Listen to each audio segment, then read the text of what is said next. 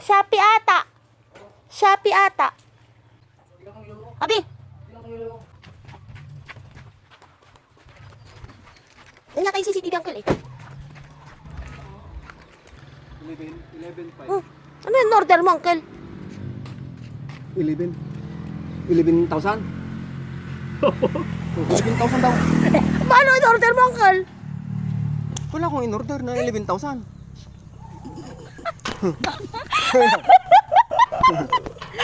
11,500 po. 11,500. Ano ba yan? Ano ba kayo? CCTV po, CCTV.